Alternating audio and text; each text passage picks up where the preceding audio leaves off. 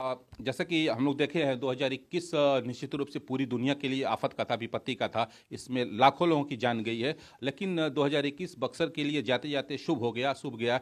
और Buxar railway crossing पे, Itarhi railway crossing पे आरओबी बनने का मामला जो लंबित था, जो काफ़ी दिनों से पेंडिंग चला रहा था, ये फाइनल हो गया है। रेलवे की तरफ से पहले ही फाइनल हो गया था। अब दिसंबर में कैबिनेट की बैठक हुई थी, उसमें राज्य सरकार की तरफ से भी फाइनल हो गया है कि नहीं, यहाँ आरओबी भी बनेगी, उसका पैसा भी निकल गया है। इन सारी चीज़ों, चूँकि लंबी लड़ाई यहाँ से जीत जी लड़े हैं, और इनसे हम समझेंगे कि कैसे शुरुआत हुई और अभी क्या स्थिति है। पहले तो आप सब आपके चैनल को मैं धन्यवाद देना चाहूँगा कि आपने बोलने का मौका दिया। मैं पढ़ता था दिल्ली, तो मैं आया था, अपनी माँ का तबीयत खराब था, तो सर 2016 की ये घटना है।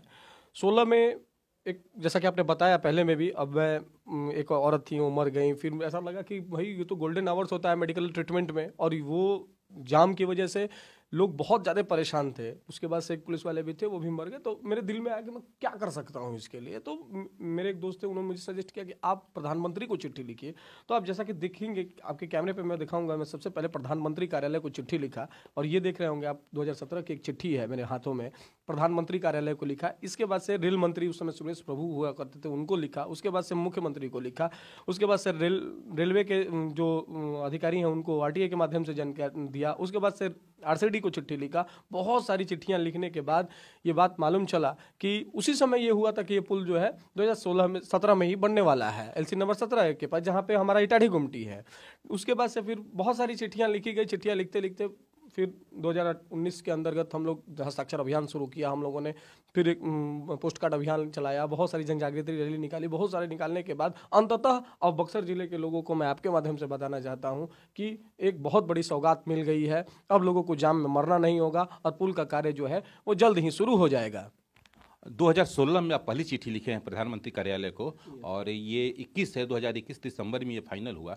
इतना लंबा समय क्यों लग गया? ये देखिए, जो यहाँ के हमारे सांसद साहब हैं, जो यहाँ के जितने भी जनप्रतिनिधि हैं, वो उनमें पॉलिटिकल उस तरह का विलिंग की कमी थी। क्योंकि वो सोचिए कि दोनों तरफ केंद्र में सरकार रही बीजेपी की, राज्य में भी सरकार रही बीजेपी की भी, लेकिन आप समझिए कि यहाँ पे पॉलिटिकल विल नहीं था उस तरीके का बनाने का। क्योंकि वो अधिकारी जो है वो इनके ही उस पर काम होते जब डिमांड होती, क्योंकि लोकतंत्र में डिमांड कहा जाता है।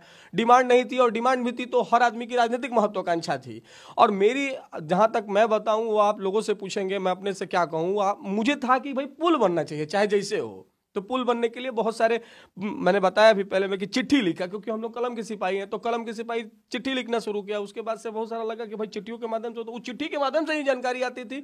और फिर अखबारों में कभी कभी छपता था कि भाई नहीं, ये जो है अभी इसका पुल का जीएडी कंप्लीट नहीं है, डीपीआर कंप्लीट नहीं है, उसका जमीन नहीं मिला है। लेकिन ये धीरे धीरे, जब पहली बार चिट्ठी लिखा तो उस समय कुछ कंप्लीट नहीं था, जीएडी कंप्लीट हुआ, फिर डीपीआर कंप्लीट। अब आप जीएडी क्या है, तो आपके सामने जो ये दिख रहा है, ये अप्रूव्ड जीएडी है, जनरल अरेंजमेंट ड्राइंग है। जैसा आप ये देख रहे होंगे, जनरल अरेंजमेंट ड्राइंग है, अप्रूव्ड जीएडी है।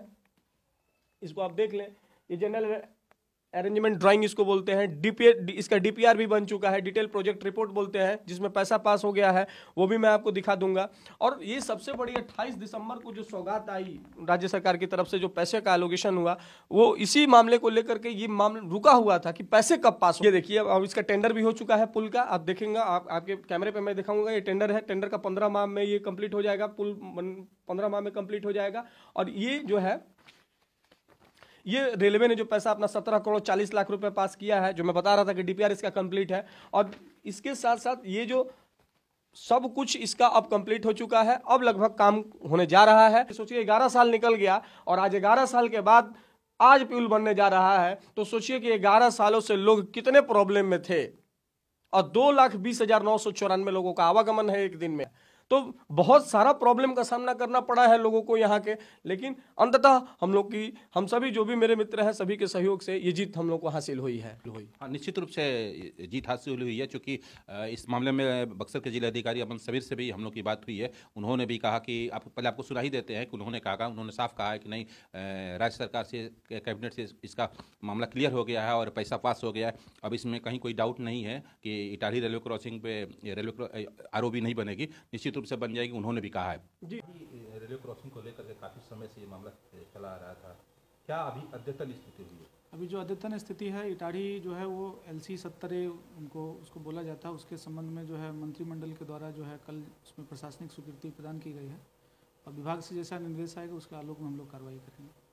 आपको नहीं लगता कि बक्सर की उपेक्षा होती है, क्योंकि बक्सर जिला मुख्यालय है और जिला मुख्यालय में ये आरओबी बननी थी, क्योंकि काफ़ी वर्षों से इस मांग भी हो रही थी, लोग परेशान भी थे और जिला मुख्यालय में ये आरओबी नहीं बन पा रही थी। बाकी अन्य के बक्सर के पड़ोसी जिलों को आप देख लीजिए, आरा को ले लीजिए, सासाराम को ले लीजिए, कैमूर को ले लीजिए, तो बहुत पहले से वहाँ आरओबी बनी हुई है। वही तो सर मैं कह रहा हूं कि आखिर नजरअंदाज क्यों किया जा रहा है, क्योंकि कहीं ना कहीं पॉलिटिकल विल की कमी रही, उस तरह का नेतृत्व तो नहीं मिला। अगर आज नेतृत्व मिला होता किसी बढ़िया आदमी को, किसी जो अपनी बातों को बहुत सबल तरीके से पार्लियामेंट में रख सके, बहुत सबल तरीके से बिहार विधानसभा में बातें रख सके, तो क्यों नहीं आप बनाइएगा? क्योंकि लोकतंत्र में डिमांड ही सब कुछ है, डेमोक्रेसी में डिमांड ही सब कुछ है, और यहां डिमांड ही नहीं था। ये देखिए सबसे बड़ी चीज तो ये है, लोग हम पे आरोप लगा देते हैं कि नहीं कहीं ना कहीं आपके अंदर कुछ महत्वाकांक्षा होगी इसलिए ऐसा हो रहा है। सर महत्वाकांक्षा होती तो चिट्ठियां नहीं लिख रहे होते। सवाल यही है कि आप इतना दिन नजरअंदाज क्यों करके रखे हम लोगों की? क्या कमी थी बक्सर जिला के लोगों में, और क्या कौन सा काम बिगाड़ दिया था बक्सर जिला का जो इतना दिन नजरअंदाज करके रखा गया और हम लोग जाम में मर रहे हैं? यहाँ सुप्रीम कोर्ट कहती है कि नहीं आप किसी लोगों को जाम में नहीं रख सकते हैं। ये तो इनकंसिस्टेंसी है बातों में भाई, और केवल बक्सर जिला के लोगों के लिए। ये देखिए दुर्भाग्य चढ़ता, लेकिन अब वो समय जो है बहुत नजदीक है जब बक्सर जिले को एक पुल के रूप में सौगात मिलने जा रही है। और ये देखिए मैं आपके माध्यम से, चैनल के माध्यम से दर्शकों को एक बात बताना चाहता हूँ, ये लड़ाई जो रही है एक आरओबी की नहीं है, सामाजिक जनचेतना की लड़ाई है। लोग मांगना नहीं चाहते थे। लोग, मैं हस्ताक्षर अभियान कराया तो लोग मेरे को पागल कहते थे, लोग कहते थे कि तू पागल हो। अरे हम पागल थे साहब, समाज के लिए तो पागल ही होना पड़ता है, तब जाकर के लोग कुछ कर पाते हैं, नहीं तो आज ये पुल नहीं बना होता। अगर आज हम नहीं पागल हो, लोग मुझे कहते हैं कि तुम पागल हो। हाँ साहब पागल है, पागल तो होना ही ना पड़ेगा ना किसी एक को पागल होना पड़ेगा, और आज एक पागल हुआ तो पुल बनने जा रहा है। तो मैं यही बार बार कह रहा हूं कि सामाजिक जन चेतना की लड़ाई थी। यहाँ के लोग, सामाजिक जन चेतना का बहुत अभाव था, लेकिन अंततः हम लोग की जीत हुई। जगजीत के कार्य को देखते हुए बक्सर सदर सीट से कांग्रेस विधायक संजय कुमार तिवारी और मुन्ना तिवारी ने क्या कहा, आइए सुनते हैं। एक युवा है जगजीत भट्ट, उसने इसके लिए 2016 से लड़ाई लड़ी, काफी पत्राचार किया, प्रधानमंत्री कार्यालय से लेकर मुख्यमंत्री, रेल मंत्री, सब जगह पत्राचार किया और अंततः उसको सारी जानकारी भी है। उस पे रोल को, उसकी भूमिका को आप इसमें किस रूप में देखते हैं? बहुत अच्छी भूमिका निभाया। मैं उस भाई को धन्यवाद देता हूं आपके माध्यम से। और ऐसे नौजवान अपनी मांग को और जनता की मांग को अपनी मांग बना करके दूरभाष पर या पत्राचार के माध्यम से लोगों को के जानकारी में देते हैं, तो मैं वो बधाई के पात्र हैं और मैं स्वयं उनको धन्यवाद देता हूं कि ऐसे सब पुनीत कार्यों में हम सबों को भी शरीक करने का काम करें। बहुत बहुत धन्यवाद। अब हम कागजात की बात करेंगे, क्योंकि आपके पास सारी जानकारी है। हम ये जानना चाहेंगे कि कुल बजट क्या है इसका? देखिए जो रेलवे का पोर्शन का बनना है उसका बजट मैंने बताया 17 करोड़ 40 लाख है, और जो राज्य सरकार अपने हिस्से का पुल बनाएगी उसका बजट 30 करोड़ के आसपास है। अब जैसे आप देख, मैं आपके कैमरामैन को कहूंगा कि आप दिखाएं, ये पुल का नक्शा, ये पुल है हम लोग का, ये आप ऐसा देख रहे होंगे to be constructed state government, ये हिस्सा और ये हिस्सा यहाँ पे भी देखिए to be constructed by state government. इस हिस्से को स्टेट गवर्नमेंट बनाएगी, जिसका लागत मैंने आपको बताया 30 करोड़ के आसपास है। और ये जो लिखा है कि to be constructed by eastern central railway, इसका कंस्ट्रक्शन का काम जो है रेलवे करेगी।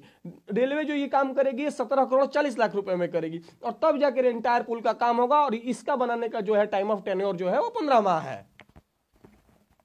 और इसके साथ साथ मैं आपको बता दूं कि इसके साथ साथ जहां LC नंबर 70A है वहां पे एक फुट ओवर ब्रिज भी बनने को है। धन्यवाद।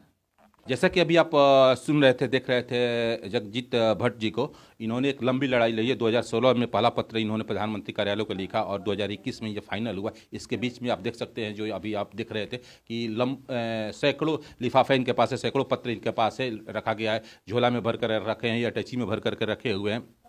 और एक लंबी लड़ाई के बाद कहीं ना कहीं बक्सर को एक सौगात मिली है। अब जाम से निजात तो मिलेगी, एक प्रेरणा जरूर मिलेगी यहाँ के युवाओं को कि अगर आप लड़ाई लड़ते हैं तो निश्चित रूप से आपको सफलता मिलेगी, और ये लोगों के हित में होगा, समाज के हित में होगा। ETV भारत के लिए बक्सर से प्रशांत।